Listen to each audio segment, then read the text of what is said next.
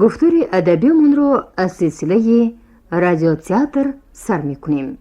شنوندگان محترم، از این پیش ما با شما قسم یکم رادیو اینسценіровка رو از روی رمان پاول لوکنیتسکی نیسو شنونده بودیم. امروز به دقت شما قسم دوم اینسценіровка نیسو پیشکش کرده می شود.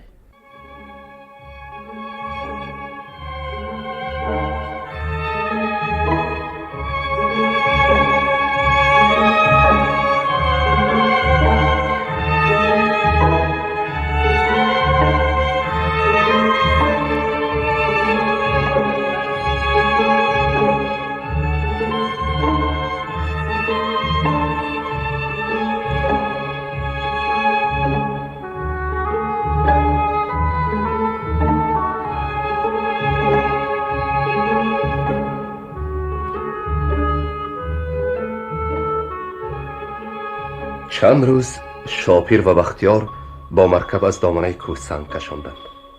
نیسا باشد با سبد گل کشاند. نهایت روزی رسید که به برداشتن دیوار خانه شروع کنند. شاپیر در بلندی ایستاده یک قبت گل میریخت و یک قطار سنگ میچید. نیسا به او سنگ ها را گرفته میداد. حاضر این سنگ را میمانی شاپیر؟ نه نباید شو بمانده. این را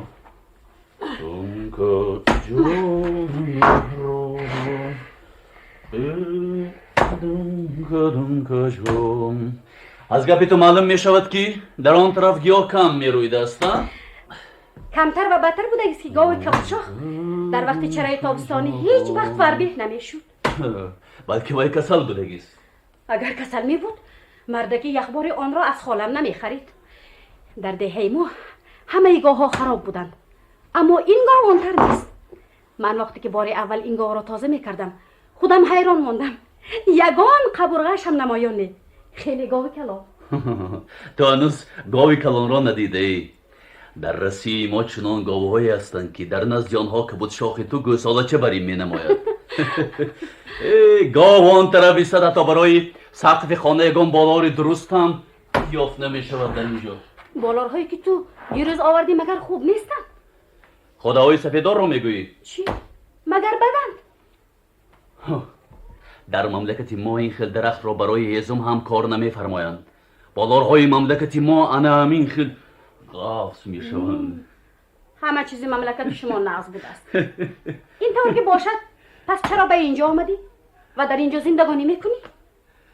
میخواهم که در اینجا هم همه چیز خوب شود، از جمله خوبی تو را نیز خواهانم. مرا؟ بله تو را. شاپیر، تو میگویی که در مملکت شمایان زن را نمیخرند، پس چه نوع زن میگیرند؟ اگر جوان دختر را ناز میدیده باشد بابای میگوید که من تو را دوست میدارم. اگر دختر رازگی دید آن وقت به هم دیگر زن و شوهر میشوند. تمام؟ باز چی در کار؟ رفته خود را می نویسانند، بعد تویی میکنند. با همین تمام. خودشان رفته می نویسانند؟ البته خودشان رفته می نویسانند. نوای سنگ رو با من گرفته. اینش رو؟ بیا تو هم شوهر کنی همین طور رفته می نویسانی. من هرگز شوهر نمی کنم. برای چی؟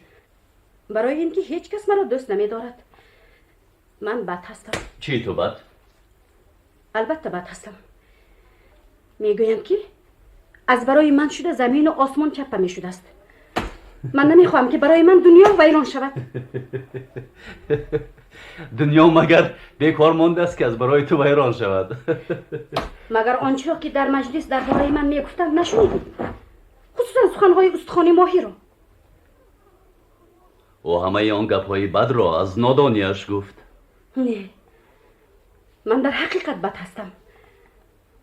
برای چی من از اینجا نمیرانی؟ برای چی به من خانه میسازی؟ یگان کثافت من به تو هم میرسد. به من بگو نیسا، به کی بدی کردی؟ کی را کشتی؟ چی را دزدیدی؟ و یا به کسی دروغ گفتی یا تهمت کردی؟ هیچ یک این کارها را نکردم. اما راستش را به تو گویم، کشتن میخواهم. کیرا کشتن میخوایی؟ با سنگته احتمال مرا کشتنی باشه ها؟ برای چی تو را؟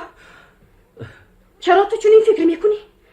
من تو را من نه هرگز کشتن نمیخواهم. پس کیرا؟ عزیز خان را و همه کسانی را که با من مقابل هستند.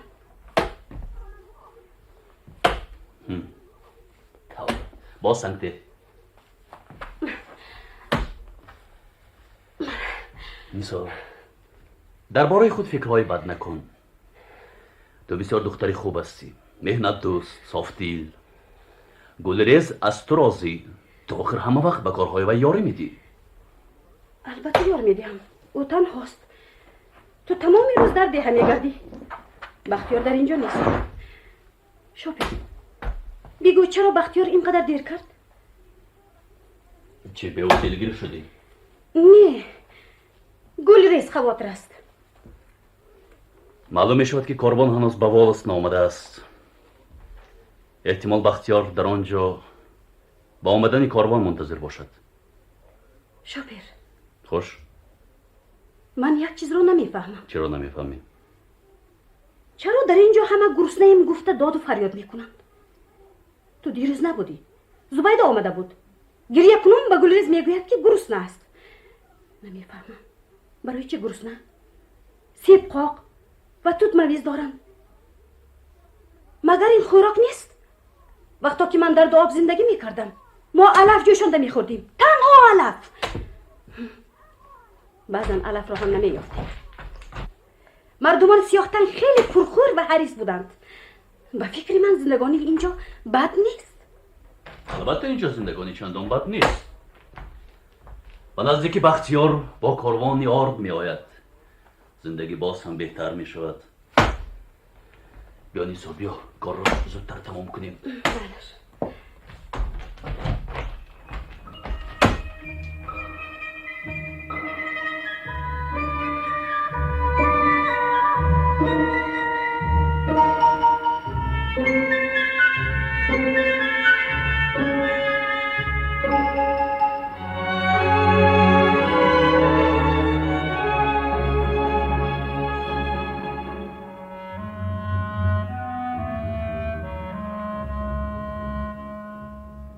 روزی دیگر شاپیر از پگاهی به کوه برآمده رفت که تا آمدن کاروان راه را درست کند.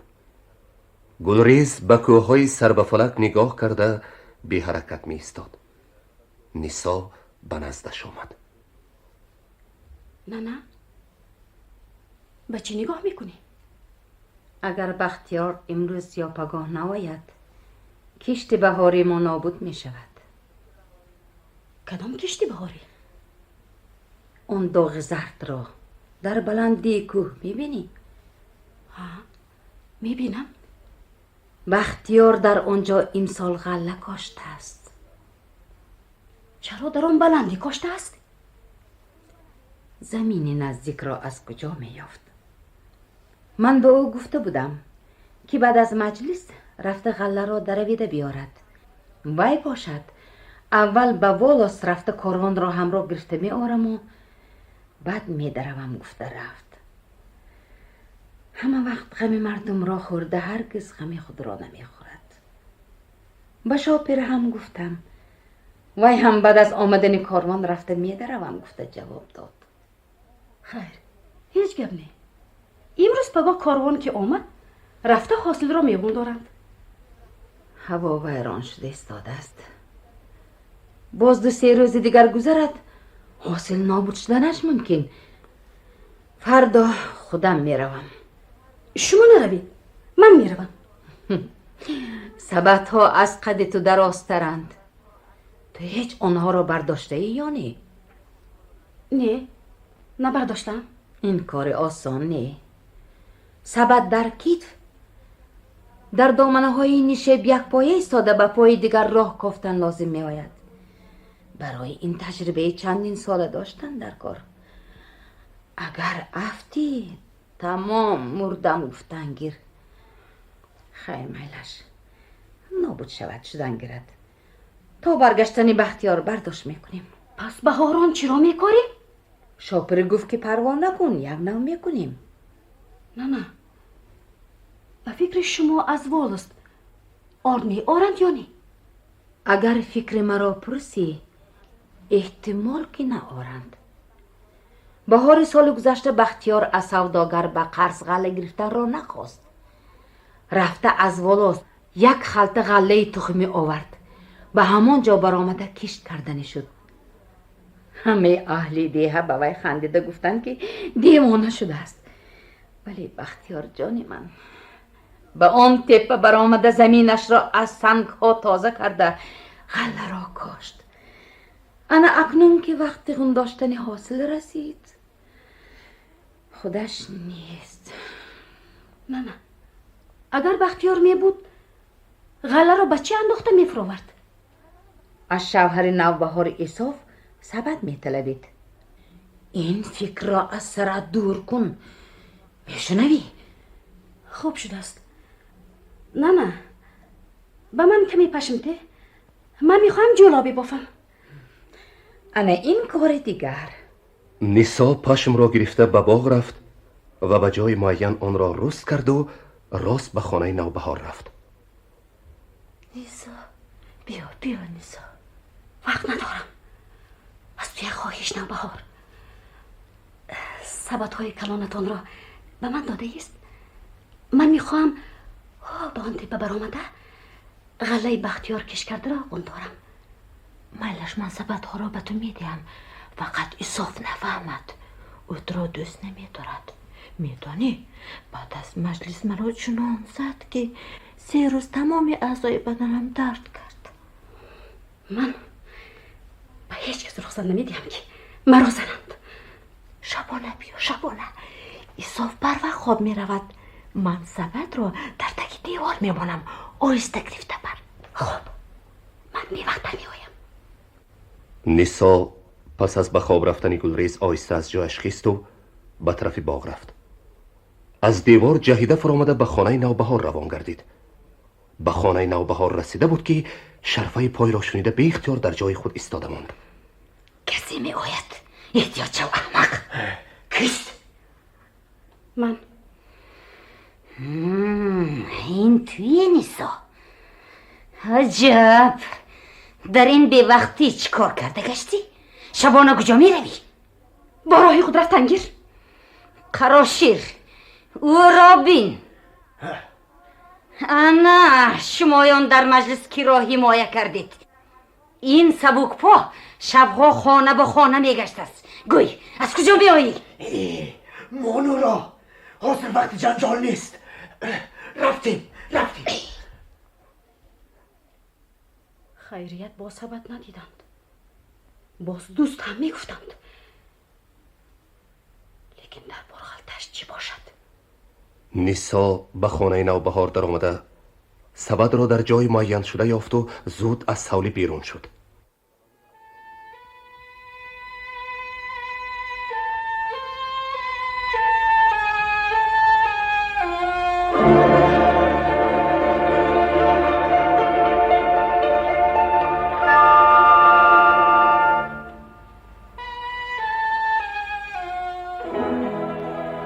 وقتی که گریبان سرخ شفق چاک شده عکس آن به قله کوه زد و آسمان به خود رنگ کبود گرفت، نیسای خسته شده و دست پایش خنجال گشته در بالای کوه می ایستاد. باد مویهای پریشانش را بر رخساره‌های مثل شفق سرخش می زد. از لبهای نازک سخت به هم فشرده شدهش آثار اراده محکم و یک رو ظاهر بودند. انگشتان پای برهنه‌اش چنان حساس بودند که گویا آن چی را که چشمانش نمیدید پایهایش با قوه مخصوصی میدیدند.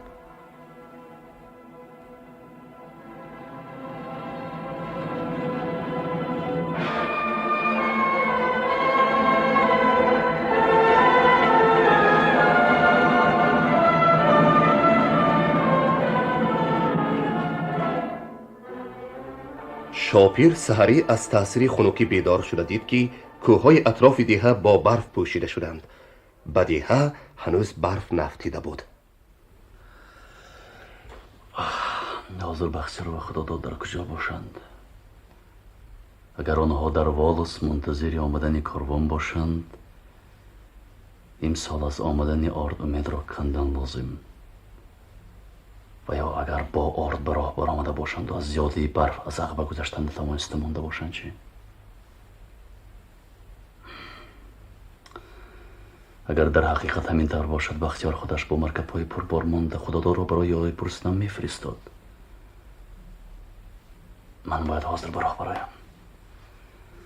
از این زیاد انتظار شدن ممکن نه. نه شما حالا که از خواب خستید؟ زمستان آمد. از بختیار درک نیست. امروز پگاه البته می آید. یک آب جوشانده می دادی؟ نه امروز کارم زیاد است. گلریز چای جوش را مانده آب جوشاند. شاپیر دست رویش را شسته به نزد دسترخوان آمده نشست. برای نانوشته غیر از سیب قاق چیزی نبود. تو چایت را نوش. من از نیسا خبر گیرم. او را سحری هم ندیدی؟ نه ندیدم. نیسا در خانهش هم نیست. میرزا هارو یا طرفداران بابا کلام می توانند نیسا را دزدیده برای مکافات کلام گرفتن به دست عزیز خواندند. در این جایها هر خیلی حادثه شدنش ممکن. بدیه رفته گفتن در کار. نه شاپیر ایستا. یک گپ از یادم رفته است. به کجا رفتن او را اکنون پی بردم. به کجا؟ به زمین بهاری ما برای آوردن گندم رفته است. نخواد که با اونجا رفته باشد. تو چرا گذاشتی که رود؟ مگر من به وی رو گفتم؟ برعکس نرو از که غلطیده نابود میشوی. نابود که نمیشود. نیسا خیلی دختری ناترس، ولی لازم نبود. دیوان است. تا حال خاطر پریشانی ما فقط از بختیار بود. اکنون اینش برآمد. گشته بیاید من برای این کارش جنگ میکنم. رفته از نو بهار پرس چی؟ سبد آنها را نگرفته است. حاضر میروم. بعد یگان چاره دیدن لازم است که بختیار و خداداد در یگان عقبه یا گذرگاه بند شده نمانند. نیسا چهل تو دختر شوخ چابکی.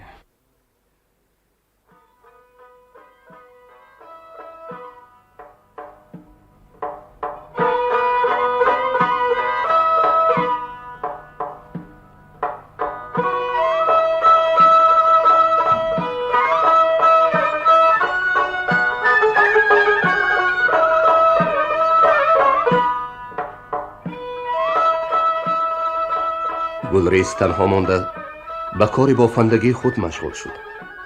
وی برای نیسا کرته پشمینی زمستانی می بافت و امیدوار بود که آن را به نیسا در روز عروسیش می پوشاند. با خیالهای شیرین گذشتن وقت را هم پی نبرد. فقط هنگاسی مرکب‌های نزدیک شده ایستاده او را به خود آوردند. گلریز چالاکانه به بالای بام برآمده چشم به راه دوخت. از پیرهه یک توده مرکب‌های پربار را پیش انداخته پسرش بختیار می آمد. سرکم آمد ایستاده است. چرا می لنگد؟ سخت می لنگد. چی واقع روی داده باشد؟ خیر هرچی هم باشد آمد ایستاده است. زنده است. از عقیبش خدا داد می آید. باز کیم کی؟ مرکب سوار کی باشد؟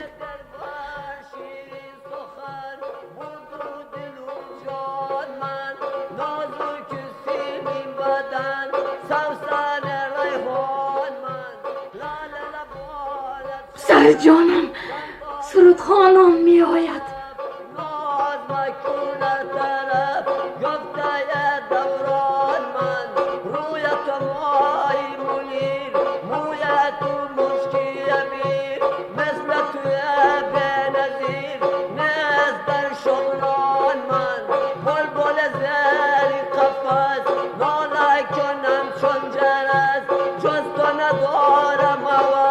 یار سخندان من محبوب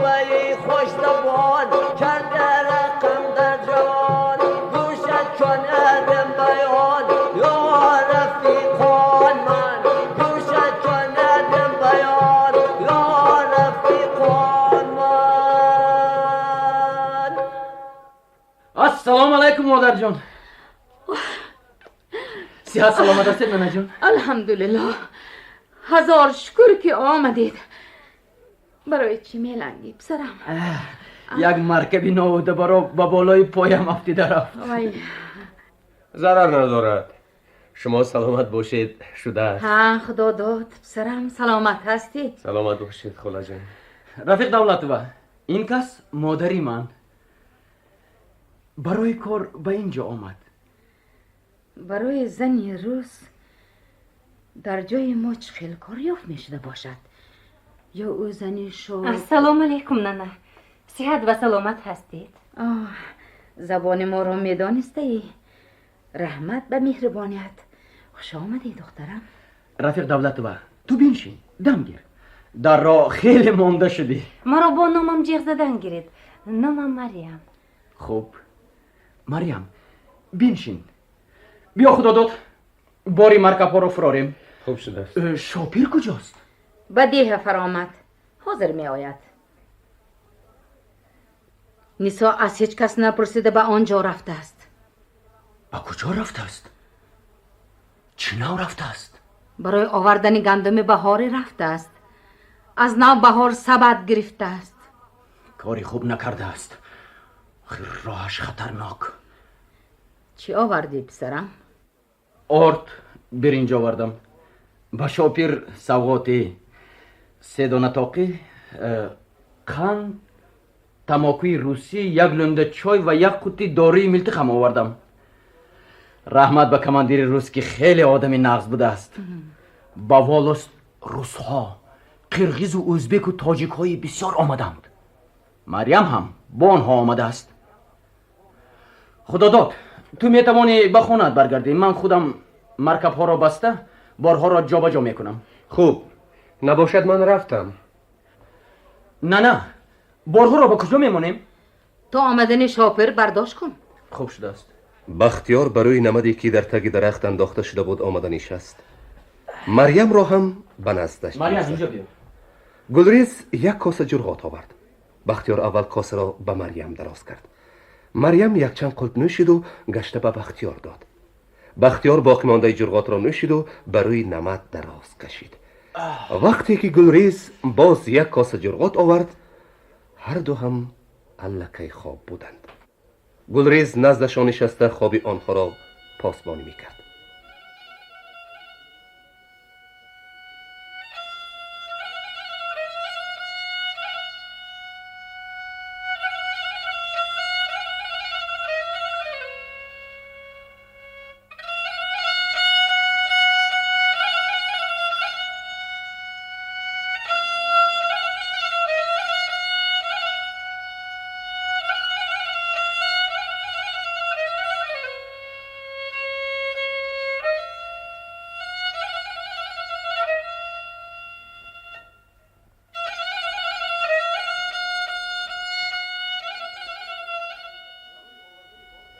خبری آوردن آرد در حال به تمام دیه پهن شد. بعضی ها خداداد را دیده از آمدن کاروان خبردار شدند. دیگرها از پیراه فرآمده ایستادن مرکب ها را دیده بودند. وقتی که شاپیر به خانه برگشت، الکی در نزد دیوار آنها مردم جمع شده بود. هیچ کس آداب قدیمه را ویران کرده بی صاحب خانه به حولی و باغ نمی درآمد. فقط بعضیشان در بالای دیوار نشسته چشم از خلطه های آرد نمی کندند. شاپیر بختیار آمده است. با وی 1 زنک هم آمد.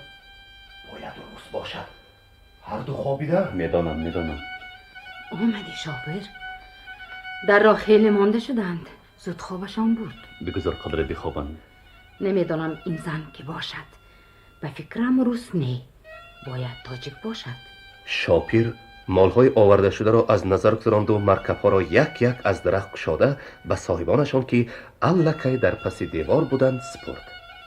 نه از آذوقه های آورده شده هر چی را که خواهی گیر و 1 خوراکی به مزه پس. خوب. من نزد اینها نشسته روی خط ترتیب میدیم. شاپیر در پهلوی بختیار نشسته روی خطی ترتیب میداد، حساب میکرد و ضمناً هر زمان به طرف راه نیسا نگاه میکرد. زنی که در پهلوی بختیار میخوابید به حیرت شاپیر سبب میشد. با 1 دیدن تاجیک بودن او را فهمید. برای چی به اینجا آمده است؟ شاپیر خیلی میخواست که از نویگری ها خبردار شود، اما آنها مست خواب بودند. قریبی بیگاه اول مریم بیدار شد.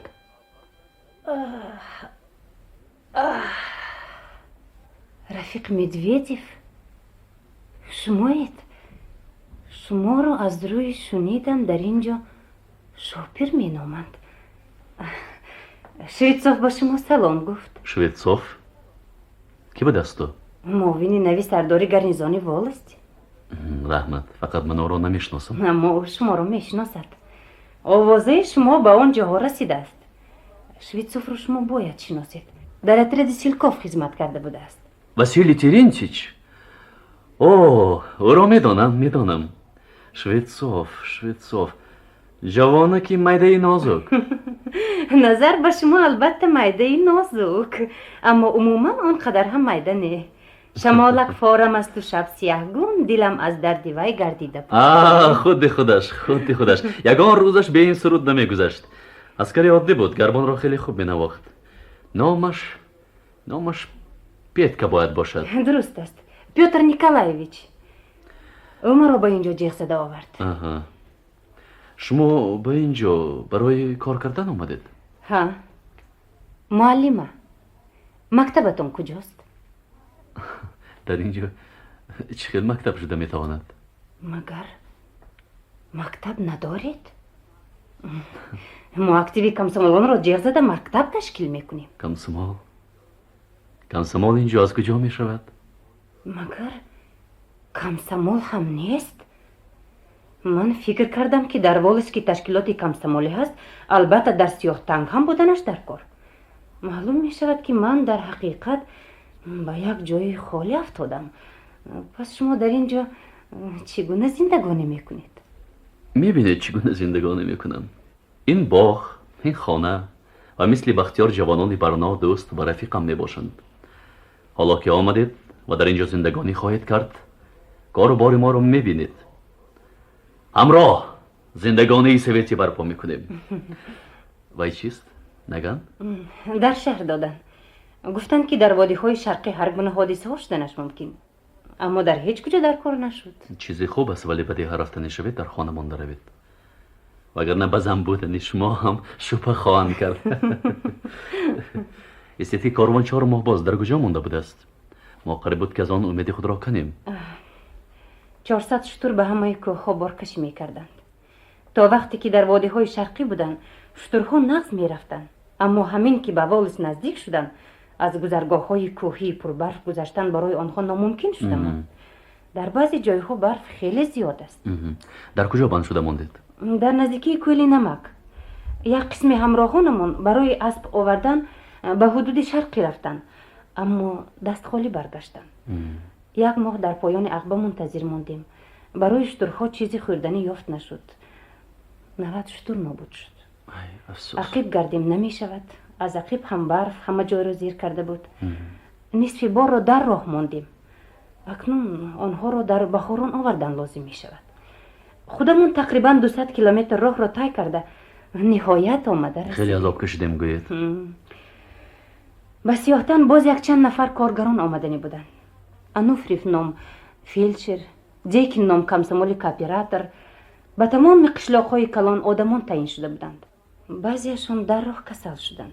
بعضیشان زمستان را در والس گذرانده بعد آمدنی شدند. شما چی؟ من با بختیار خیستم و آمدم. آفرین به شما، آفرین. در این بین بختیار هم از خواب بیدار شده، با آنها هم صحبت شده بود. به والس گویتادзе نام یک کاتب نو بیروی پارتیوی آمده است که شرایط زندگانی کوهستان را نقض می‌داند.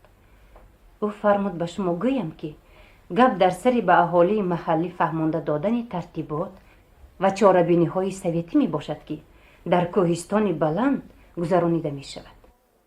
از قبیل آبیاری کردن زمین‌های خالی بی آب، نظارت کردن و نابود کردن شدن چارپایان، درباره تخمی که باید فرستاده شود، درباره تیار کردن بناهای طبابتخانه، مکتب و کوپراتیو، درباره آزادی زنان کاری تشویقاتی بردن. بیاین خورم میخوریم. از پی خدا داد رفتن در کار. او خیلی وقت است که این نو خوراک را نخورده است. بختیار رفته او را گرفته بیاد. میروم. لیکن چرا تا حال از نیسا درک نیست؟ شمایان با گپ اندرمان شده او را فراموش کردید. ترس من از این است که مبادا به سر دخترک بلایی نامده باشد. گویا نیسا منتظری درباره خود گپ زدن آنها بود که از طرف باغ سبدی وزنین در کیف نمایان شد. با مشقت زیاد پایهای برهنه خود را پیش گذاشته از بین درختان گذشته می آمد. شاپیر و بختیار زود به یاری او شتافتند. انا این گندم کمش به 10 روز میرسد. بختیار من گمان نمی کردم که تو امروز می آیی. آمدیم. آرد هم آوردیم. نیسا رفتیم خوراک میخوریم. نه علکه کلچه های بمزه و خوراک عالی جناب پخته است. رفتیم.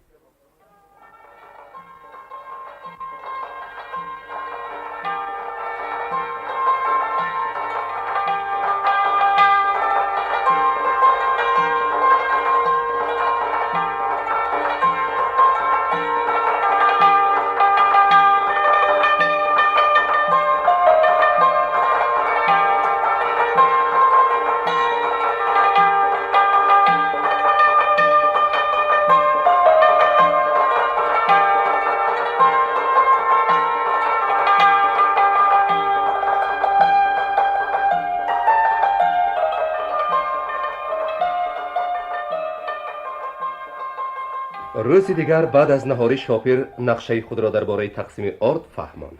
آردی را که آورده بختیار به 32 نفر عائله کم بغلترین دیگر تقسیم کرده دادن لازم. چقدری میدهیم؟ به فکر من تا بهار یعنی برای 3 ماه 2 پودی آرد دهیم کفایه.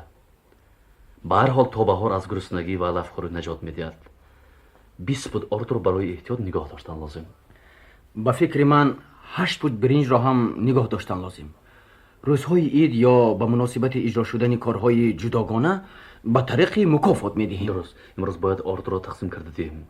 بگذار نیسا و مریم به خانه آنهایی که نامشان در روی خط نوشته شده است رفته خبر دهند. آرد را بی پول میدهیم لیکن با یک شرط. هر کس باید 2 پود گندم را آورده به طریق امانت تا بهار به تو سپارد. در بهار این گندم را برای کشت به صاحبانشان گردانده میدهیم. چه گفته بختیار؟ فکری نقص. وگرنه آنها هم آردشان را خورده تمام میکنند و هم گندمهایشان را آرد کرده میخورند. اکنون یک ترازو میسازم. دخترها نزد تو مانده با برکشیدن آرد یاری میرسانند. من خودم رفته مردم را خبر میکنم. که این دخترها بیایید تیزتر به کار سر کنیم. شاپیر چی می شود اگر همون بیرقی را که در روز مجلس به درخت آویخته بودیم به دروازه‌مان آویزید؟ بسیار فکری خوب نیست. بیرق را گیر و به جای نمایان آویز. به مردمان آذوقه تقسیم کرده دادن هم تنتنه می باشد. هر کس وظیفه خود را اجرا می کرد. شاپیر ترازو می ساخت. دخترها بیرق را آویختند و به نزد خلطه های آرد آمدند. دیری نگذشته مردم هم یک یک آمدن گرفتند. اول 2 نفر مرد آمد. نیسا آنها را نمیشناخت. ترازو هنوز تیار نه مریم. به هر کدام آنها 2 پودی آرد تخمین کرده ده. برای چی؟ آنها که غله خود را نآوردند. اوه چه سخت بوده ای. اینها غله ندارند. امسال کشت نکردند. اما در ساختمان جویبار از اول تا آخر کار کردند. اینها اکنون زمین گرفتند. خلطه هایتان را بیارید کنی زودتر. آن 2 مرد خرسند شده آردهایشان را گرفته رفتند.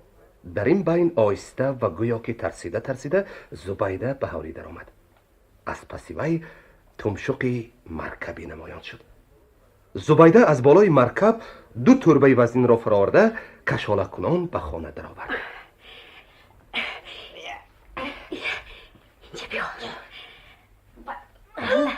غله را با یک پرچک توب میکنیم. ایستا همراه میبرداریم. بیا شد. دیدی زبیده به طرفداری در اینجا ماندنی من دست برداشتن اکنون به تو هم فایده میبخشد. من هم منتداری خودم را به جا میارم. مریم به زبیده آرد را خودم میدهم. من آرد را بگیر. در تربه قریب 3 پود آرد بود. نیسا از برجک خانه 1 توگونچه برنج و چند لنده قند را که پیشکی تیار کرده مانده بود از شاپیر رستی برآورده به زبیده داد. این را هم بگیر زبیده. لیکن به هیچ کس نگوی. تو دلی خوب داری. الهی به مراد و مقصدت رسید. اکنون شاپیر ترازو را تیار کرده نزد خلطه های آرد گذاشت و هر سه منتظر آمدن آدمان بودند که از پس دیوار سری کندیری نمایان شد. کندیری زود به 4 طرف چشم دوانده فهمید که در اطراف کسی نیست. آهسته به نزد شاپیر آمد. السلام علیکم. صحت و سلامت هستی برادر عزیز شاپیر؟ و علیکم السلام. با من کار داری؟ به تو یک مطلب را گفتنی هستم، به شرطی که گفتگوی ما به گوش کسی نرسد. در اینجا گوش بیگانه نیست. گفت را گفتن گر. مگر گفی بسیار ضرور است؟ ها، برای تو خیلی ضرور می باشد. خب، به خانه می درایم. وقتی که شاپیر با کندیری به خانه در آمدند، استخوان ماهی آمده از مریم آرد پرسید. آرد بده. نمیدهم. برای تو در اینجا آرد نیست. ایستو. این زن کیست؟ تو کیستی ای زن؟ خودت تو کیستی؟ در اینجا معلمه میشوم. تو قهر نکن، نامت را گوی. من برای خط نگاه کنم کنی نامت هست یا نه؟ نامش استخوان ماهی. این خیلی نام در روی خط نیست. های گربه حرام مرده، من با تو گپ نمیزنم. خواهر جان، خودت روی خط را بین. من زن قراشیرم. قراشیر هست؟ قراشیر هست، اما این ماری گزنده نیست. بس کن نیسا. نمیدانم در میان شمایان چه حادثه روی داده است. پس چرا غله نآورده است؟ اینها کیش داشتند؟ حالا که غله نآورده است آرد نمیدهم. نیسا راست میگوید. چرا غله نآوردی؟ من غله ندارم. آرد دهید. اقلا کمتر آرد دهید. چرا غله نداری؟ مریم، به گپ این زن باور نکن. غلهش رو پنهان کرده است. غله غنداشتهش از غله دیگران کم نبود. وقتی که برای آوردن غله مرکب را جمع کردیم، این زن مرکب را نداده ما را پیش کرده. حرمت خدا، اندک آرد دهید. نمیدهم. صبر کن نیسا. خودی شاپیر بیاید او خودش میداند. آنچه که من گفتم شاپیر هم همان را میگوید. رو از اینجا. اگر نروی زده پیش میکنم. استخوان ماهی از بس که گناهکار بود چیزی نگفت. او به نیسا با چشم حسد نگاهی کرد و از نزد آنها دور شد. تو خیلی بدکی نبوده ای نیسا. بگو برای چی تو این زن رو بد میبینی؟ این زن میخواست مرا گردانده به ملک عزیز خان فرستاند. انا گپ در کجا بوده است؟ فهما. به هر حال تا آمدن شاپیر منتظر شدن لازم بود. شاپیر اینقدر باکی در آنجا گپ زنان کرده ماند. نام آن آدم کندیری، سرتراش و خدمتگاری سوداگر. تو شاپیر میخواستی که اهل دیه تمام سال سیر باشند، اما سوداگر میرزاهور کاری کرد که یک قسم اهل دیه باز هم گرسنه میمانند. برای چه گرسنه میماندند؟ سوداگر به همه میگفت که هیچ گونه کاروان نمی آید و آرد هم نمی آرد. بختیار و شاپیر شمایان را فریب میدهند. بختیار رفته است که سوداگرهای شورایی را بیارد. آنها با یراق آمده غله های شمایان را غنداشته میبرد. تا آمدن آنها فرصت را از دست نداده به پیش بابا کلان روید و آسیا را کشاده غله های شما را آرد کرده دهد. همینطور هم کردند. مردم شبانه از تو پنهانی با آسیاب میرفتند. یک قسم غله هایشان را آرد میکردند و قسم دیگرش را برای احتیاط به میرزاهور میسپاریدند. حاضر قریب نصف اهل دیه یک دانه هم غله ندارد. دیروز وقتی که بختیار آرد آورد هیچ گونه سوداگر شورایی با او نآمد. اهل دیه فهمیدند که به دام فریب سوداگر افتادند. 17 سر مرکب را که صاحبانشان برای آرد آورده به بختیار نداده بودند میرزاهور به عوض قرض از آنها کشیده گرفت. انا اکنون میرزاهور خیال به یخبار گریختن دارد. ترس اهالی هم در آن که وی غله ها را به مرکب ها بار کرده بردنی. اگر وی غله ها را برد برای کشتی بهاری چیزی نمیماند. راستش را گویم شاپیر، من از احمقی خود بسیار کارهای ناجایز کردم. برای سوداگر از آن سو افیون می آوردم، سپارش های وی را به جا می آوردم. اما دیروز نشسته خود به خود فکر کردم. دلی من صاف و بی غرض است. کار بار من باید همین خیل صاف پاکیزه باشد. به حکومت شورا تابع شده مثل بیچارگان دیگر من هم در سایه حکومت شورا زندگی کردن میخواهم. انا از برای همین به اینجا آمده چیزی را که میدانستم به تو گفتم. فقط یک التماس دارم. این گپهای مرا مبادا میرزاهور نشنود. راستش را گویم از بدکرداری او میترسم. من وعده میدیم که به کسی نمیگویم. شاپیر سخنان کندیری را سر تا پای گوش داده به افاده های رویش دقت میداد و دانسته میخواست که آیا سخنان وی در حقیقت صمیمی اند یا نه. چشمان کندیری خنک و بینور رویش در مدت صحبتشان بی حرکت بوده، هرگز به کس دلپری نمیداد. من میروم. به اینجا آمدن مرا کسی ندید. اگر گپهای کندیری راست باشد، با هر راهی که نباشد از سوداگر غله با فریب گرفته‌اش را برگردانده گرفتن لازم. خوش دخترها، یوان کس آمده بود؟ ها، استخوان ماهی آمده بود. من پیش کردم. شوفر، من منتظر تو بودم. از گرسنگی میمیرم. بچه هایم هم میمیرند. به ما رحم. خیز از جایت. من خان نیستم که به پیش پای من افتی. خیز میگم به تو. چی شده است؟ نیسا به وی ارد نداد. من یک روز روشن ندارم. یک روز شکم سیری را ندیدم. یک دانه غله ندارم که جوشانده خورم. روزی مرگ خودم و فرزندانم رسیده است. یا حاضر رفته بچه هایم را یک با دست خود کشم. الهی خاک سیاه آنها را به آغوش کشم. بس کن. تو با من بگو. غله اتان چی شد؟ غله را چیکار کردید؟ پنهان کرده است. آرام شو نیسا. خدا جانی مرا گیرد اگر دروغ گویم. نه مرکب دارم نه غله. کجا شد؟ نمیدانم. همین قدرش را میدانم که نیست. تو ندانی من میدانم. مرکبتان را به میرزاهور دادید. همین طرف نه؟ راستش را گوی. ها، اما من ندادم. قراشتیز داده است. غله‌تان را برای آرد کردن به آسیا بردید یا نه؟ به آسیا بردیم. آرد نکردیم. ندادیم. پس غله‌تان کجا شد؟ نابود شد. باور کن شاپیر، تماما نابود شد. بابا کلان فرمان داد که غله ما را به آب ریزند. چی؟ به آب ریزند؟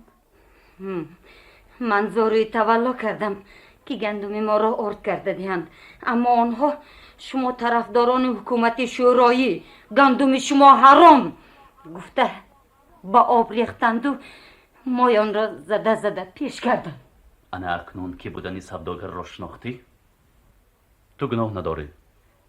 ما به شما البته آرد میدیم لیکن حاضر نه. تو به من گوی استخوان ماهی مرکبت را گردانده گرفتم میخواهی که غله با آب ریخته شده به دستت درآید.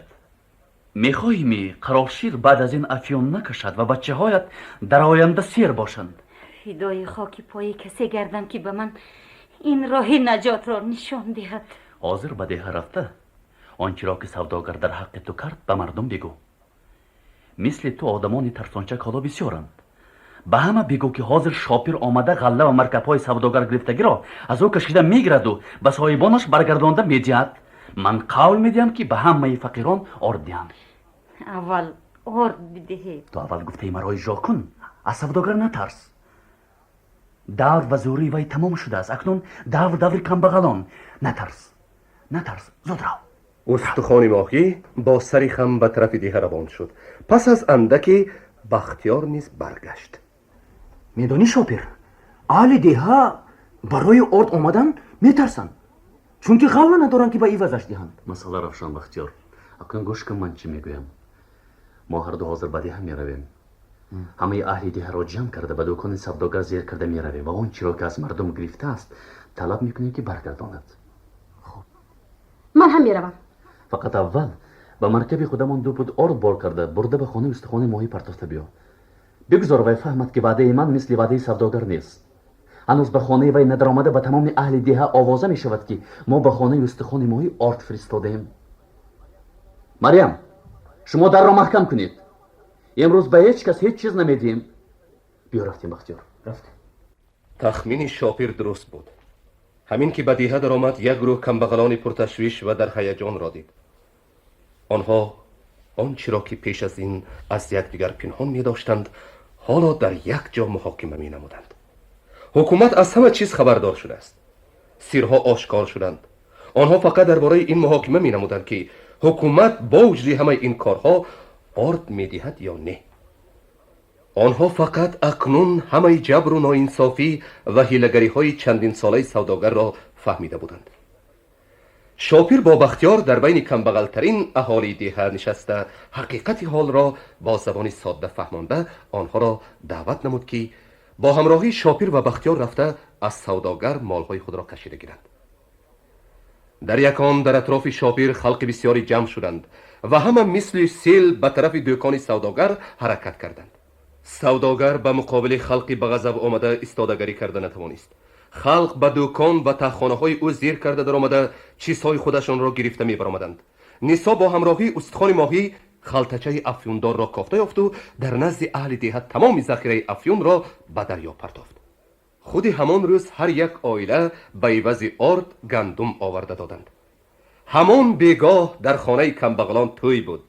آنها در عمرشان یکمین بار سیری خوراک کردند. شبانه بوران سر شده برف بارید. به بدی هوا نگاه نکرده میرزاهور تنگه های تیلا را که به تگ زمین گور کرده بود گرفت و به طرف یخبار روان شد. بعد از چند روز دکان سوداگر را رفته تازه کردند و برای خرد و کلان مکتب گشادند. هر روز زن و مرد به مکتب آمده درس می‌خواندند. بختیار، نیسا و مریم به مکتب همراه رفته همراه برمیگشتند. بختیار بسیار می‌خواست که با نیسا تنها مانده راز دل گوید، ولی از تنها ماندن هم می‌ترسید چون که نمی‌دانست که نیسا چی می‌گوید. بعضا در وقت درس چنان به تماشای روی نیسا غرق می‌گردید که گپ‌های گفته معلم را تماما نمی‌شنید. یک بیگاه قرار داد که سر دلش را به شاپیر گشاید و از او یاری پرسد. وقتی که بختیار وارد خانه شد شاپیر تنها کتاب خوانده می نشست. بختیار چی گفت؟ هیچ، همین طور آمدم. بیاشین. شاپیر، تو آدمی با عقل هستی. دل تو همیشه در حق من صاف و روشن است. آیا همین طور نیست؟ معلوم می شود که دل من محتاب بر این بوده است. خب چی گفتنی هستی؟ کار بسیار بد شد. چرا بد؟ با تو گویم یا نه؟ گوی گفتم گیر.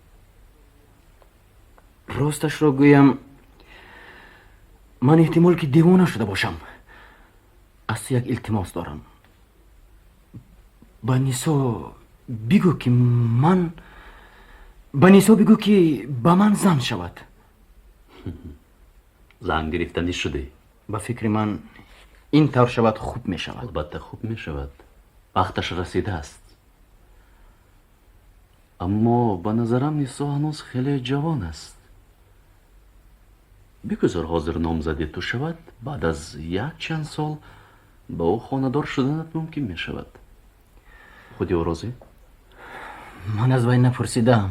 آخر تو خان یا سوداگر نیستی که از خودی دختر نپرسیده او را به زن نگیری. او راضی بودن خود را به تو گفت یا نه؟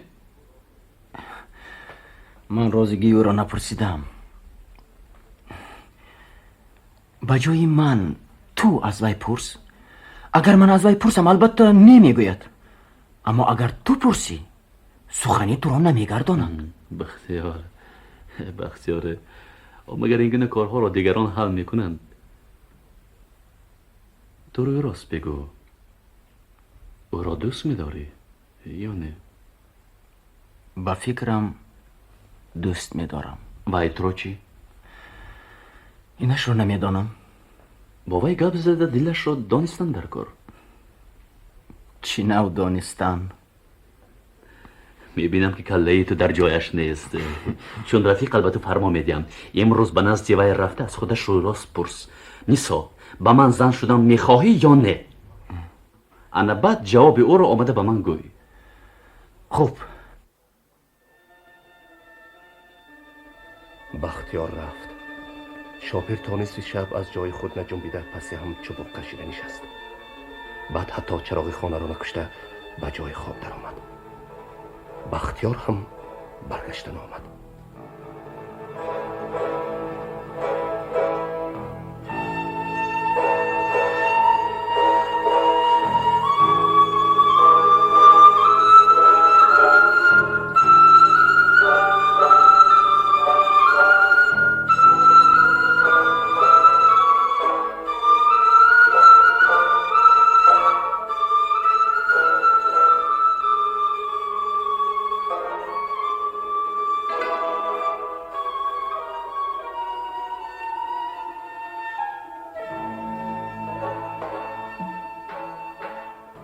پگاهی نیسا با چشمان اشک‌آلود نوگ پا به خانه درآمد و چون دید که شاپیر هنوز خواب است به طرف در روان شد. اوه بختیار توی این من. نیسا؟ با من میگو شاپیر، اگر من به بختیار شوهر کنم کاری نظم می شود؟ آره خیلی هم نظم می شود. بختیار جوانی خوب است. درباره او مگو، درباره من بگو. با تو هم به فکرم بد نمی شود.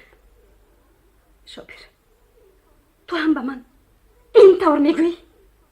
بختیار تو رو دیگر هیچ چیز نگو. اکنون میدانم. نیسا تازان برآمده رفت. شاپیر مقصد نیسا را میفهمید اما علاجی نداشت. بختیار دوستی نزدیکش بود. بعد از چند دقیقه بختیار با خرسندی دویده درآمد. شاپیر نیسا راضی، خودی حاضر رازیگی داد. تبریک میکنم بختیار. انا این گپی دیگر.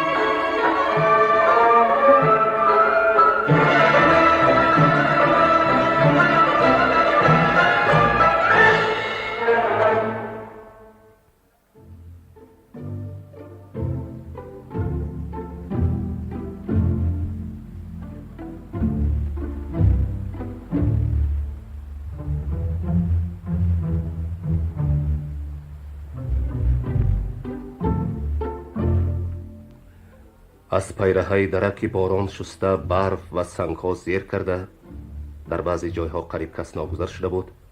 با احتیاط به خود راه یافته کندیری به طرف دیه می آمد. او راه دور و دراز را 4 روز باز طی می کرد. به نظر چنین می نمود که او هر یک کج و کلیبی گذرگاه کوهی، هر یک پیرهی را که از سیاه تنگ به کوهستان می براید و از آنجا به دیه می فراید در خاطر خود نقش کردن می خواهد. وی همراه میرزاخور به یخبار رفته بود و اینک یخ خودش برگشت. نصف شبی وقتی که همه در خواب بودند کندیری به برج نزد بابا کلان آمد و در روشنی پیلت چراغ هر دو صحبت کردند. از قدیم آنهایی که با مقصد اشغال کردن سرزمین ما می آمدند مال و ملک خلق را غارت کرده جوانان را به غلامی گرفته می رفتند. اجداد عزیزان هم چنین بودند. پیش از آنها آتش پرستان هم با یراق آمده به ما هجوم می کردند. ما باشیم یراق نداشتیم. برای همین هم همیشه به آنها سری اطاعت هم کرده تسلیم می شدیم. با وجود فقیری و کمبغلی خودمان به آنها باج و خراج می دادیم و مثل پیشتره زندگانی امان را دوام می دادیم. اما این شاپیر آمد و چیزی هم طلب نکرد و خودش هم از اینجا نرفت. از آمدن او در اینجا کار سر شد که در بین هزارها سال نشده بود. وی با خود به مملکت ما از بین کوه ها، از بین دریاها، از بین بادها و ابرها گذشته یک بلای عظیم، یک آفتی کلان، یک بیماری و تشویش را آورد. مثل یک بیماری وبا این بلا و مردم ما تأثیر میکرد. یکمش این بلا به بختیار و مادرش تأثیر کرد، چون که بختیار در همه جا سخنانی شاپر را درباره آزادی، بخت و سعادت و پوری و سیری کورانه تکرار میکرد. از همه بدش آن که نه فقط جوانان پیروان آنها شدند، بلکه پیران نیز به آنها طرفدارند. انا برای همین تو باید به تکلیف ما رازگی دهی، نمانی که آنها به ریشه شریعت تیشه زنند.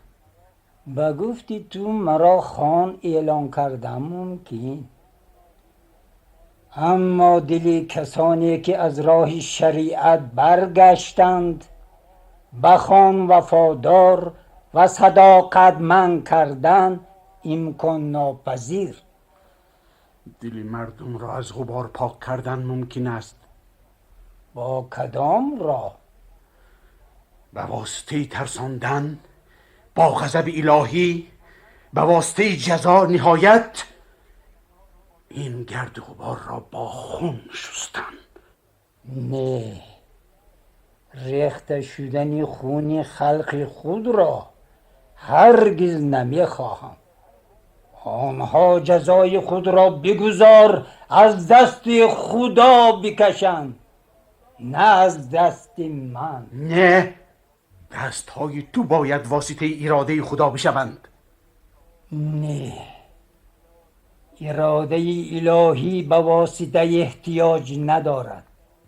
انسان با دست خود هیچ چیز را نباید تغییر بدهد.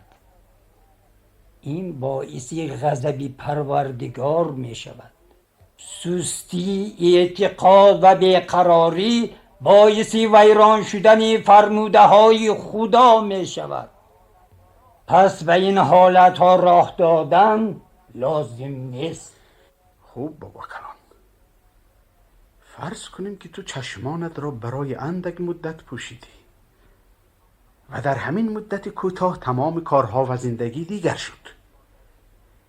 وقتی که تو چشمان خود را گشادی، دیدی که حقیقت شریعت در همه جا حکمران شده، در کوهستان تو آثار فیض و برکت نمایان گردیده، دلها از غبار شک و شبهه پاکیزه شده است. آن وقت چی میگفتی؟ که این کار را کرده میتواند؟ عزیز خان؟ فرض کردم که عزیز خان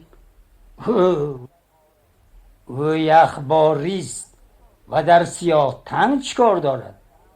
در سیاه تنگ یا او یا شاپر، مگر هر دویشان یک نیستند؟ سگ سگ است، چه زرد چه سیاه فرق ندارد. خلق من باز در زیر شمشیر بیگانگان خواهد بود. او یک آمدن می رود. برای چی می آید؟ من شنیدم که حضرت دایی اعظم جنگ کردن را نمی خواهد. پس برای چی عزیز خان این را می خواهد؟ اگر به وی سیاتنگ لازم نباشد، جنگ کردن به او چی لازم؟ خدا گناهان او را ببخشد. او زنش را بردن می خواهد. از برای زن جنگ؟ جنگ نه، برای مردمان درس عبرت. او آمده زن خود را گرفتن میبرد، اما بعد از رفتن وی دیگر در اینجا حکومت شورایی نخواهد بود. بختیار شاپیر نمیشوند و همه پیروان آنها چی بودن دست قدرتناک شریعت را حس میکنند. و اگر تو لجام حکومت داری را به دست خود گرفته خان شوی، حاکمیت تو محکم و استوار می شود. همه فقیران به تو اطاعت می کنند. عزیز خان دوست و خیرخواه توست. همیشه در وقت در کاری آمده به تو یاری می دهد. نه، فقط آسودگی را می خواهم. عقل و اندیشه من به خان شدن اجازت نمی دهد. بابا کلان، باز یک بار فکر کرده بین. فکر من یک است و سخنم هم یک. خب بیگذار همین طور باشد، اما چشم پوشانده میستی. من پیر شدم، چشمانم چیزی را نمی بینم. سخن تو مثل سنگ برقرار است. پدر بزرگوار، رحمت به تو. یگانه التماس من از تو همین که درباره این ملاقات ما به هیچ کس چیزی نمیگویی. خاموشی زبانی دانشمندان است. تو باز با که ها گپ زدی؟ فقط با قاضی نوروز بگ. او چی گفت؟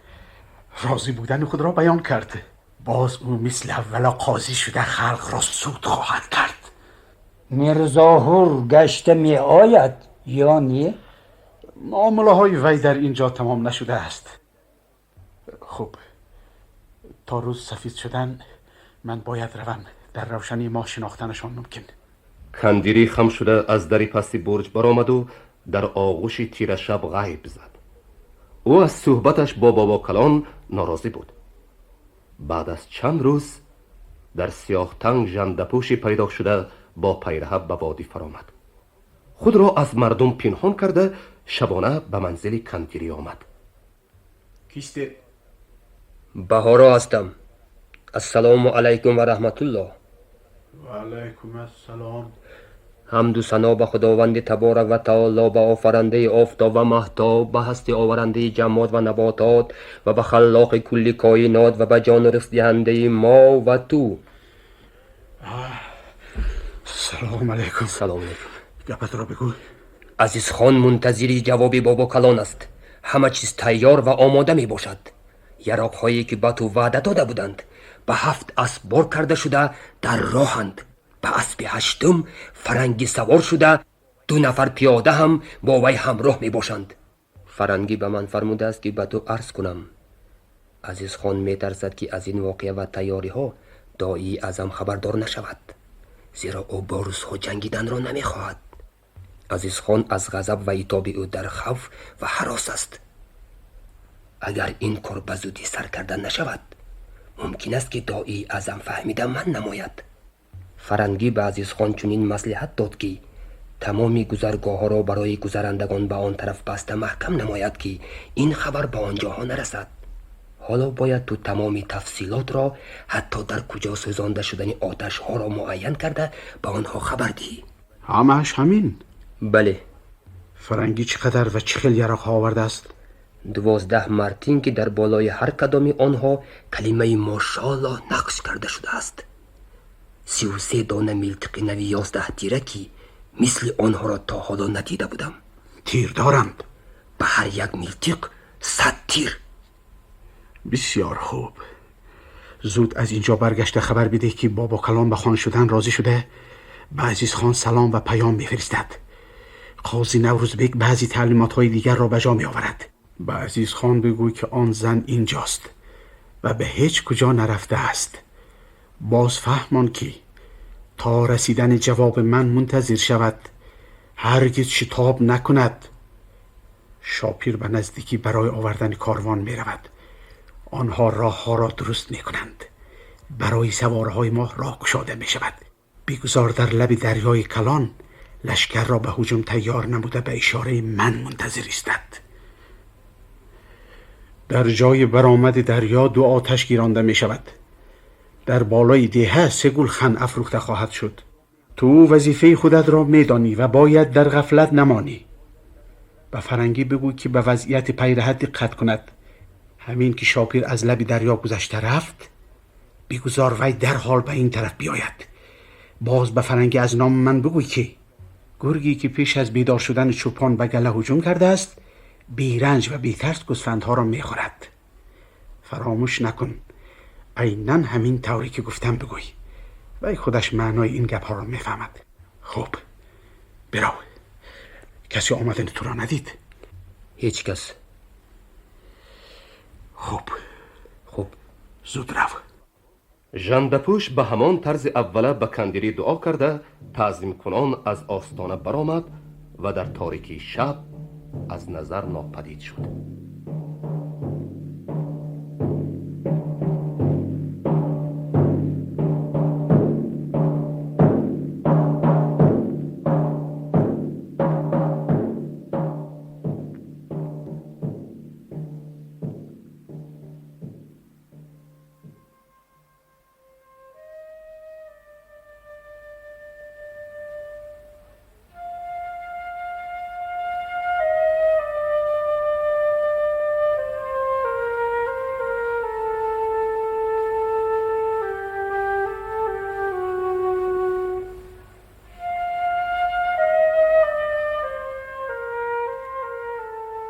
قالین سفید زمستان از روی کیسزار و باغ‌های دیه برداشته شد. فقط در بین سنگ‌ها در جای‌های سایه در دامنه‌های پست کوه‌ها هنوز باقی مانده برف‌ها را دیدن ممکن بود. در شاخه‌های درختان مخچه‌ها پیدا شده بودند. مردم درباره شودگار و کشت، درباره مال‌هایی که تا عید نوروز کاروان باید بیارد گپ می‌زدند. همین که تاریکی می‌فرامد، از کنار دیوارها جوانان دلباخته با احتیاط رفت آمد می‌کردند. فقط نیسا شبانه از خانه‌چه خود قدمی بیرون نمی‌گذاشت و در اطراف خانه و باغ رفته‌های بی‌طاقتانه بختیار بیفایده بود. نیسا روزی دراز بختیار را می‌دید و می‌دانست که اکنون او نامزدی وی می‌باشد. بختیار هم می‌دانست که روز وصال روز از روز نزدیک می‌شود. اما برای آن که وقت تیزتر گذرد، بختیار تکلیف شاپیر را با یک گروه جوانان برای درست کردن راه دیه تا دریای کلان رفتن را با ممنونیت قبول کرد.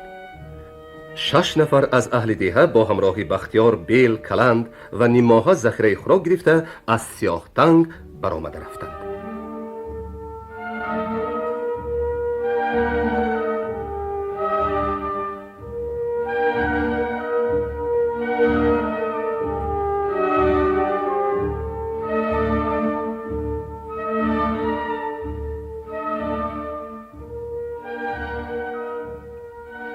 نیسا غمگین شدی؟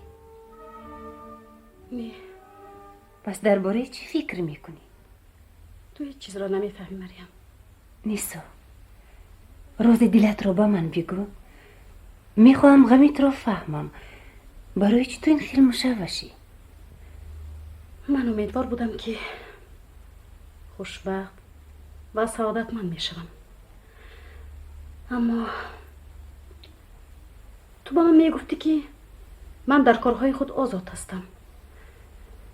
از روزی که به اینجا آمدم خودم هم همین طور فکر میکردم، ولی حالا میبینم که برای من آزادی نیست.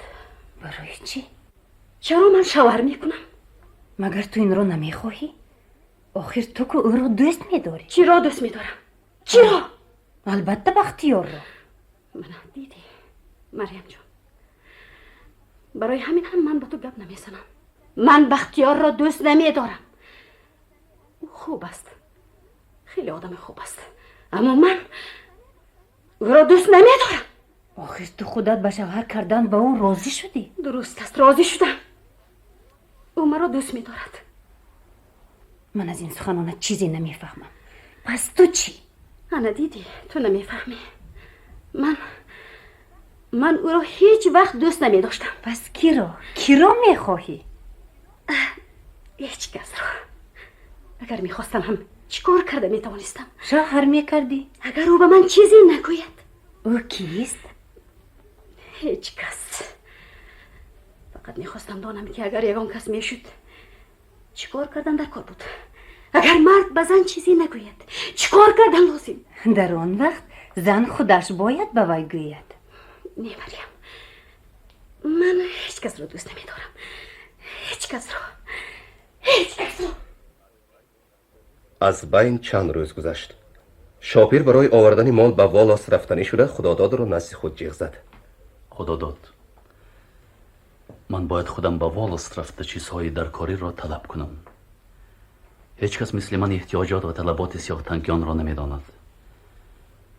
بنابراین تا برگشتن بختیار وظیفه رئیسی شورای جماعت به عهده تو سپرده می شود. در وقتی روی دادن یگان شبهه یا درکار شدن یگان مصلحت به مریم مراجعت کن. خاطر جمع باش. به مصلحت هیچ کار نمی کنم. یک کاری خیلی مهم است، لیکن نمیدانم آن را سرشته کرده می توانم یا نه. چی کار بوده است؟ غله را در بین فقیران تقسیم کردن در کار است. بگذار تا موسم کشت آن را سره کرده تیار نمایند. شاپیر، من کهن سال هستم. شاید فکر من نادرست باشد، اما میگویم که به غله دست رساندن لازم نیست. بگذار در اینجا ماند. باز خودت میدانی که برای چی نه؟ در بین خلق دیه ناراضگی سر می شود. به من کم شد، به من زیادتر دید گویان غوغا می بردارند. شاپیر، بی تو و بی بختیار این کار را سرشته کردن دشوار است. هنوز تا وقتی کشت فرصت هست. خودت برگشته آمده تقسیم میکنی؟ تو خیلی دوراندیش هستی نه. البته همین طور کنیم بهتر می شود. به فکر من هم مصلحت گلریز درست است. هنوز وقت هست. نباشد پگاه بر وقت من به راه می برایم. شاپیر، من هم با تو روم. تو برای چی می روی؟ والاس را تماشا کردنی هستم. چگونگی زندگی آنجا را دیدن میخواهم. نه نیسا، تو باید در اینجا بمانی. بختیار هم رنجیدنش ممکن. تیره ما همون همراه می رویم. خوب میلش. تیاری شاپیر دیر دوام نکرد.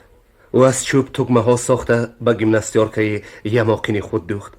از چرم خام به موزهش ته انداخت و ستاره شبکه خود را باریک تازه کرده به سرپوشش خلانده ماند. به خلطش یک چند کلچه انداخت. بعد مریم را به خانه خود جیغ زده تپانچه او را برگردانده داد. مریم، من تپانچه‌ات را گیر. تو این را با خودت بر راه دور رفته ایستاده ای. در راه هر خیل حادثه را دادنش ممکن. من راه را میدانم. غارتگری روی نمیدهد. برای شکار ملتق شکاری خود را میگیرم. این تپانچه در دست تو بودنش بهتر، چون که شما زنها در اینجا تنها میمانید. فقط تپانچه را با خودت گرفته نگرد. شاپیر خلطه‌اش را برداشته به حولی برآمد. تا پگاه میمانده بهتر بود. آفتاب فرامده ایستاده است. مگر وقت شب هم به سفر میبرایند؟ هیچ غم نه. تا تاریکی نصف راه را میگذرم. شبانه در زیر سنگ خوابیده پگاهی از بختیار خبر میگیرم. بعد برای هم دوام میکنم. خیر، مرا گسل نکنیدتون. در همینجا خیر و خوش میکنیم. کنی دستهایتان رو با من دید. خیر نه. خیر شاپیر، خیر مریم. راحت بی خطر شود بچه. با خدا داد یاری رسان مریم. خیر نیسا، خوش باش. از نزد مریم یک قدم هم دور نشو. راحت بی خطر شود شاپیر. خیر، نظمایتان. خیر. و من منتظر باشید، من زود برمیگردم. خیر. نیسا، خفه نشو.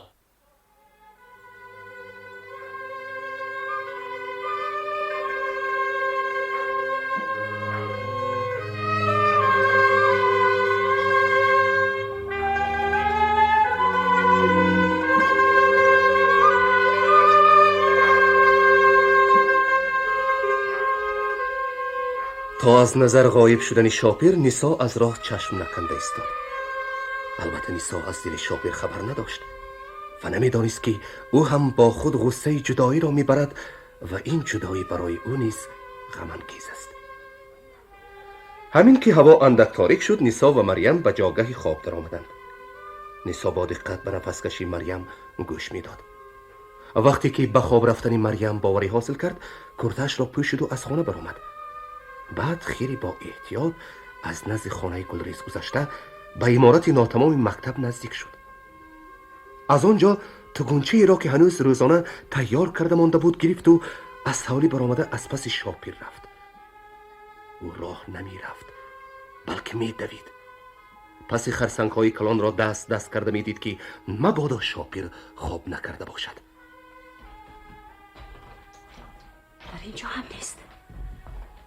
معلوم می شود که خیلی دور رفته است. یا در یگانجا خواب بود و من ندیده گذشتم. گرچندی که شب از نیست گذشته بود، نیسا راهش را دوام می داد. از پیراه اندک بالاتر بین سنگ‌ها چشم نیسا به داغ تیره افتاد. آنجا چی باشد؟ غار بوده است. بلکه در درون همین غار بودگیست. کسی نفس میکشد. البته این شاپیر است. رفت بختیار باشد چی؟ آخر بختیار هم با آدمان خود در کیم کجای این پیراه خوابیدگیست؟ نه، بختیار نه. نفس کشی یک کس شنده می شود. توکل، می درایم. کیست؟ شاپیر، این من. فقط در همین جا نیسا فهمید که این رفتار او بی‌معنی است و زود توگونچه را پرتافته رفتنی شد، اما شاپیر دستی او را داشت. استا نیسا، برای چی اینجا آمدی؟ چی شد؟ گپ زن. گریه میکنی؟ چی یگان واقعه روی داد؟ من گریه نمی کنم شاپیر. هیچ چیز نشده است. خودم هم نمیدانم برای چی. همین طور آمدم. برای تو قند آوردم، چای آوردم. راحت دور است. تو دیوانه نیسا.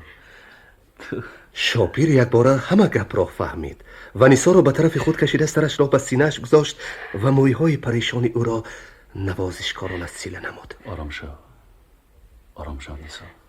نیسا هم سر خود را به سینه شاپیر گذاشته آرامانه نفس میکشید. در این یک لحظه خون به سر شاپیر زده تمام محاکمه ها، تمام قرارهای پیشترش درباره بنیسا نفهمانیدن محبت خود به فایده بختیار برباد رفتند. یک باره به خود آمد و خود را از نیسا دور گرفت. نه او فقط 15 سال است. هرگز. نیسا، بیا از صدق دل گشاد گپ زنیم. مگر تو بختیار را دوست نمیداری؟ خیلی میخوام که دوستش دارم شاپیر، اما نمیتوانم. بس برای چی مشاوره کردن با او راضی شدی؟ با خاطرت هست من از تو پرسیدم. من میخواستم بفهمم تو این را میخواهی یا نه؟ دیوانه. اما اگر خواستن و یا نخواستن تو موافقی خواهش من است. این را فقط دل تو میداند. دلی من مگر تو دلی مرا نمیدانی؟ اگر دانم هم از این چی شد. نیسا تو میدانی که تو چند ساله ای؟ میدانم. نباشد برای شوهر کردن به بختیار سن سالی من کمی نمی کند. از بس که تو هنوز زن نی و بلکه نامزد هستی این ممکن است. قانون نسویتی به این من چی ها گفته استادم؟ نیسا، اگر از روی قانون رفتار کنیم ممکن نیست. اگر نخواهی به بختیار هم نامزد نشو، این به اختیار خود توست. با زودی توی کردن شما ممکن نیست. شاید خودی بختیار هم رفته از این فکرش کردد. اون چی رو که تو به من گفتنی هستی من هم میدانم. باز 2-3 سال دیگر زندگانی کنی، از این فکرت خودت هم میگردی. هیچ وقت از این فکرم نمیگردم. گوش کن نیسا، من خوشبختی تو را میخواهم. تو از من خفه نشو. شاپیر، من تو را دوست میدارم. اگر دانستن خواهی من هم تو را دوست میدارم. اکنون فهمیدی؟ خیر بس. با زودی روز روشن میشود تو باید بخوابی. نیسا، خیلی که پیش از این با یک دیگر معامله میکردیم همین طور معامله کردنگر. اگر دوست میداشته باشه باز 2-3 سال طاقت کرده میتوانه. من به هیچ کجا نمیروم. وقتش که رسید همون وقت گپ میزنیم. خب هر نوی که تو میخواسته باشی همون طور شود. شاپیر، تو یگان کسی دیگر را دوست نمیداری؟ نه هیچ کس رو آسوده باش و در این بار دیگر گم نزن. بگیر کمزولی مرا بپوش.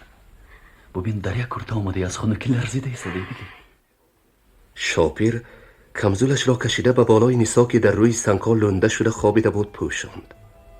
سری او را سیله کرده به اختیار از پیشانش بوسید و به طرفی برآمدگاه غار روان شد. تا دمیدن صبح در درآمدگاه غار چوبک کشیده نشست.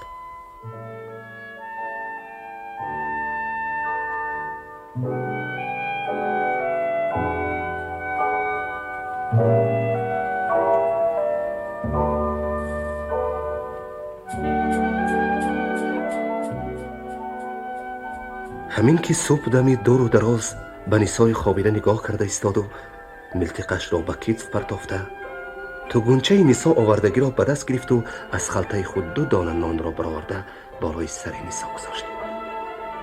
بعد از غار برآمده با قدم‌های قطعی راه والاست را پیش گرفت.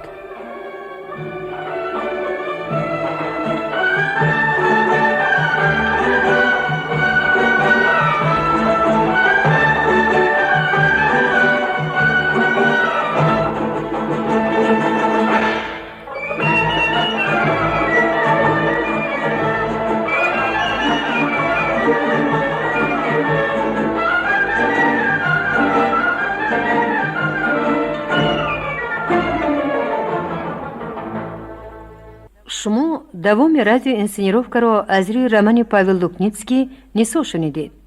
رول‌ها را ارتیستان زیرین اجرا کردند. نیسو ارتیست خلقی ریسپوبلیکا خارینا زاروا، شاپیر ارتیست خلقی ریسپوبلیکا محمود وحیدوف، گلوریز ارتیست خلقی ریسپوبلیکا توتی غفورова، بختیار ارتیست خدمت نشان داده ریسپوبلیکا ناصر حسنوف، مریم ارتیست خلقی ریسپوبلیکا مایرا میسویوا، خداداد ارتیست رجب حسینوف، قروشیر ارتیست محمد حکیم محمد زویروف، استخوان ماهی ارتیست خدمت نشان داده ریسپوبلیکا مکرمه شمس الدینова، کندری ارتیست خدمت نشان داده ریسپوبلیکا محمود طاهری، بابا کلان ارتیست خدمت نشان داده ریسپوبلیکا حیدر شویمردانوف، بهارا ارتیست عبدالودود فیضیف، برنده برهان رحمانوف، رژیسور شنوانیدن ارتیست خدمت نشان داده ریسپوبلیکا حلیمه نصیب‌الدین. این گفتار سال 1973 به لنت آواز ثبت شده است. با همین گفتار ادبیمان از سلسله رادیو تئاتر پایان یافت.